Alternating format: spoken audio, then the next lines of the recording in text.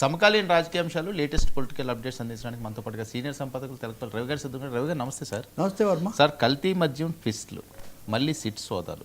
అసలు ఆ ప్రభుత్వం ఉన్నప్పుడు ఆ రకంగానే మద్యం అన్నారు, ఇక్కడికి వచ్చేసరికి మళ్ళీ కల్తీ మద్యం అంటున్నారు. ఫ్యాక్టరీలు పెట్టి కోట్ల బాటిల్ అట, క్వార్టర్ బాటిల్ కాదు కోట్ల బాటిల్. అసలు ఏంటి సార్, ఏం జరుగుతుంది ఈ మద్యం మహమ్మారి? వీళ్ళెవరు క్వార్టర్ కేసులు కాదు కదా, ఫుల్ పట్టిస్తే కానీ వీళ్ళకి ఇదే అవదు. అందులో మళ్ళీ పార్టీలు మారచ్చు, ముఖ్యమంత్రులు మారచ్చు, కానీ మద్యం మారదు, అందులో కల్తీ మద్యం మారదు. వీళ్ళు ఏమన్నా అపవిత్ర సామ్రాజ్యాలు మారవని స్పష్టంగా అర్థమవుతుంది. మరి నిన్నటి నుంచి నడుస్తుంది. ఆయన ఎవరో ఆ జనార్దన్ రాణి ఆయన ఒక వీడియో విడుదల చేశాడట. ఆ వీడియోలో ఆయన చెప్పాడట, నాకు మాజీ మంత్రి జోగి రమేష్ చెప్పాడు, నువ్వు వెళ్ళి అక్కడ పెట్టు తంబళ్ళపల్లిలో పెట్టి, తర్వాత అంటే కొంచెం టైం పట్టేటుందంటే ఇబ్రహీంపట్నంలో కూడా పెట్టు. మరి ఇవన్నీ ఎప్పుడు తెలుగుదేశం పార్టీ అధికారంలోకి వచ్చిన తర్వాత జోగి రమేష్ అలా ఫోన్లు చేసి ఈయనకు చెప్తుంటే, ఈయన ఎక్కడ కావాలంటే అక్కడ పెడుతుంటే, మరి ఎక్సైజ్ శాఖ కానీ పోలీస్ శాఖ కానీ అన్నింటినీ మించి రాజకీయ యంత్రాంగం ఏం లేదా? చంద్రబాబు నాయుడు గారు రెడ్ బుక్ ఏమైపోయింది?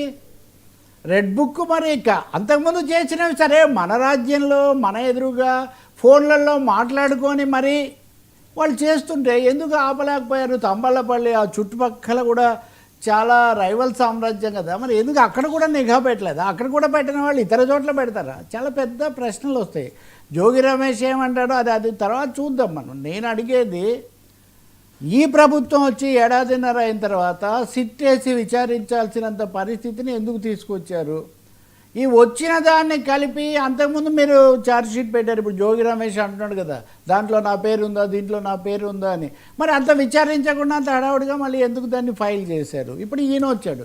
నిజంగా ఇతను చెప్పేది ఎలా ఉంది? ఆఫ్రికా నుంచి వచ్చి అక్కడే ఉండమన్నారు, అక్కడి నుంచి చేయమన్నారు, ఇక్కడికి పంపించమన్నారు, రమ్మంటే వచ్చేసాను, ఇవన్నీ చెప్తున్నారు. మరి ఆఫ్రికాలో వ్యాపారం ఉందని మీరు రాశారు కదా, ఎవరికి? జయచంద్రారెడ్డికి టికెట్ ఇచ్చే అఫిడవిట్లో ఇతను ఆఫ్రికా నుంచే వచ్చానంట. అంటే లింకులన్నీ కలుస్తున్నాయి.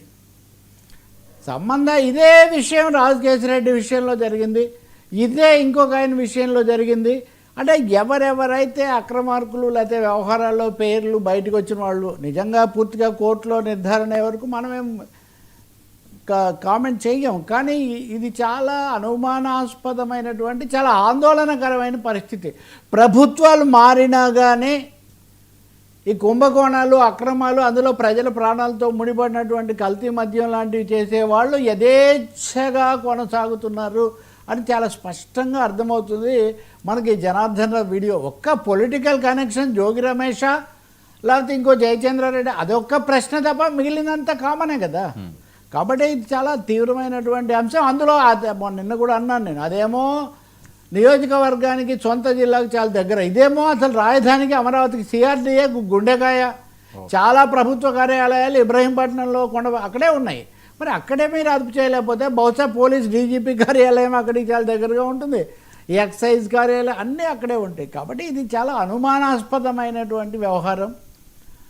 ఒకరి మీద ఒకరు తోసేసుకొని రెండెద్దులు జోడాయ చేను బీడాయని ప్రజలకు, కుటుంబాలను నేను ఎప్పుడో 4 పాటలు రాసుంటా కనీసం, ఈ సారా, ఈ అక్రమ మద్యం, వీటి మీద కుటుంబాలు ఎలా గుళ్ళైపోతున్నాయని. సో అదైతే అది అలాగే సాగుతుంది. ఇప్పుడు వాళ్ళేమంటారు, ఎలాగూ మీ చేతుల్లోకి ఇది వస్తుంది కాబట్టి వ్యాపారం ముందే రెడీ చేసుకుందామని మీరే రెడీ చేయించారని వాళ్ళు అంటారు. చేస్తే నిజంగా అయితే ఒక ప్రభుత్వానికి చెడ్డ పేరు తేవడానికి నువ్వురా ఇవన్నీ ఫోన్లలో మాట్లాడుకొని రికార్డ్ చేయరా, ఎక్కడైనా ఉండాలి కదా వాస్తవంగా. కాబట్టి వీడియో వచ్చింది, వీడియో గురించే మాట్లాడుతున్నారు ఇప్పుడు.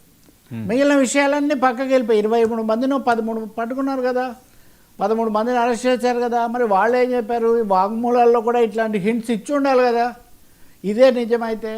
అందువల్ల ఇక్కడ జోగి రమేష్కు లేకపోతే ఇంకోటి సంబంధం ఉందా లేదా, జోగి రమేష్ చర్యలన్నీ చాలా అనుమానాస్పదంగా ఉన్నాయని వీళ్ళు కథలు 1 by 1 న్యూస్ స్టోరీస్ చెప్తున్నారు. అవన్నీ ఎస్టాబ్లిష్ చేయండి, చేసి ఎవరు తప్పు చేస్తుంటే వాళ్ళ మీద చర్య తీసుకోవచ్చు. కానీ ముందు ఈ యథేచ్ఛగా సాగుతున్నటువంటి అక్రమ దందాలు, ఈ వ్యాపారాలు, తర్వాత ఎవరు అధికారంలో ఉన్న వాళ్ళు చుట్టూ తిరిగేటటువంటి మధ్య దళారులు లాంటి వాళ్ళు, ఈ చీకటి శక్తులను మటుకు అదుపు చేయాల్సిన అవసరం చాలా ఉంది. కానీ విచారణ ఎవరు జరపాలి? ఈ క్వశ్చన్ నిన్న కూడా వచ్చింది మనకు.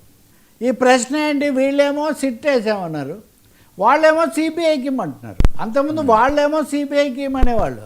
సిబిఐ మీద దేశవ్యాప్తంగా కూడా సందేహాలు అవి ఉన్నాయి. కాబట్టి నేను అంటాను ఒక న్యాయమూర్తితో విచారణ జరపాలి ఇట్లాంటివి. ఇది ఒక్కటే కాదు, అసలు చాలా కాలంగా తెలుగు రాష్ట్రాల్లో ఇక్కడ కూడా బయటపడ్డాయి. ఇప్పుడు ఈరోజు మీరు హిందూ పత్రిక చూడండి, అధికారులు చెప్పిందే గోవాలో ఇంకా ఇతర చోట్ల తమిళనాడులో కూడా ఇది వేళ్ళు తన్నుకొని ఉంది అని. దాంట్లో ఎక్కడ జనార్దన్ రావు పేరు లేదు.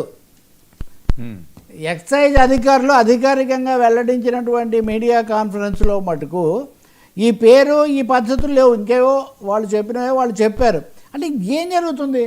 మీడియాలో రాజకీయ వర్గాల్లో వినిపించే కథలు ఒక విధంగా ఉన్నాయి, అధికారులు అధికారికంగా చెప్పేవి ఇంకో విధంగా ఉన్నాయి. అవి చాలా నెమ్మదిగా మళ్ళీ ఆ రికార్డులోకి ఎక్కుతాయి, మళ్ళీ కేసు ఏదో బ్రేక్ అవుతుంది. ఇలా జరుగుతుంది. చాలా దారుణమైనటువంటి పరిస్థితి. దీని నుంచి తొందరగా బయటికి రావాలని నేను అనుకుంటాను. ఈ దశలో అయినా సరే న్యాయమూర్తుల చేత వాళ్ళ మీద ఇంకా ప్రజలకు విశ్వాసం ఉంది కాబట్టి న్యాయమూర్తితో విచారణ జరిపితేనే దీని లోతుపాతులు బయటికి వస్తాయి. లేకపోతే మటుకు ఇవి ఇలాగే మారిపోతూ ఉంటుంది, పేర్లు మారుతుంటాయి, పార్టీలు మారుతూ ఉంటాయి. కానీ దేశమంతా అల్లుకుంది అంటే ఇప్పుడు ఇంకో పెద్ద ప్రశ్న. అంతకుముందు మరి గంజాయి అక్రమ మద్యం దీని మీద కదా మనం మాట్లాడాము. మరి దాన్ని ఎందుకు అదుపు చేయలేదు? కొత్త ప్రభుత్వం వచ్చిన తర్వాత ఖచ్చితంగా ఫస్ట్ ప్రయారిటీ ఉండాలి కదా. గంజాయిని మద్యాన్ని దీన్ని చేయటం మళ్ళీ అదే సమస్య కొనసాగుతుంది. కాబట్టి అనేక అనుమానాలు కలిగిస్తుంది. ఇప్పుడు హఠాత్తుగా ఒక వీడియోతో పరిష్కారం అని నమ్మదలుచుకున్న వాళ్ళు నమ్మొచ్చు. ఇదిగోండి, this I'm showing from Hindu Vizag edition. Vijayawada ఎడిషన్లో ఇంకా పెద్దగా వేశారు. Spurious liquor racket has links to Goa, Bangalore and Mumbai. Says excise officials. ఇది వేరే స్టోరీ కాదు. ఎక్సైజ్ అఫీషియల్స్ చెప్పినటువంటి స్టోరీలో ఇప్పుడు మనం చెప్పిన వివరాలు ఇట్లాంటివి ఏమి లేవు. పైగా హైదరాబాద్లో the liquor rocket used fake labels printed at Hyderabad and sent them to Ibrahimpatnam. They also purchased plastic cans, bottles and caps in bulk. అంటే ఏం జరుగుతుంది ఇదంతా? మరి మీరు చూస్తే కనుక గత ప్రభుత్వం చివరి రోజుల్లో ఎన్నికలప్పుడు దీని మీదే చర్చ. కొత్త ప్రభుత్వం వచ్చిన తర్వాత ఫస్ట్ ప్రయారిటీ ఇదే ఉండాలి కదా. రాజకీయాలు పక్కన పెడతాం, అది మీరు ఎవరెవరు దొరికిస్తారో లేకపోతే ఎవరెవరు నిరికిస్తారో అది తర్వాత సమస్య. కాబట్టి ఇది తప్పకుండా ఈ పరిస్థితి నుంచి బయటికి రావాల్సిన అవసరం మటుకు చాలా ఉంది. న్యాయ విచారణ జరపడమే నాకు పరిష్కారం అన్నట్టుగా నాకు అనిపిస్తుంది. లేకపోతే అదే అధికారులు మళ్ళీ సార్ జనసేన టీడీపీ వీడియో వివాదం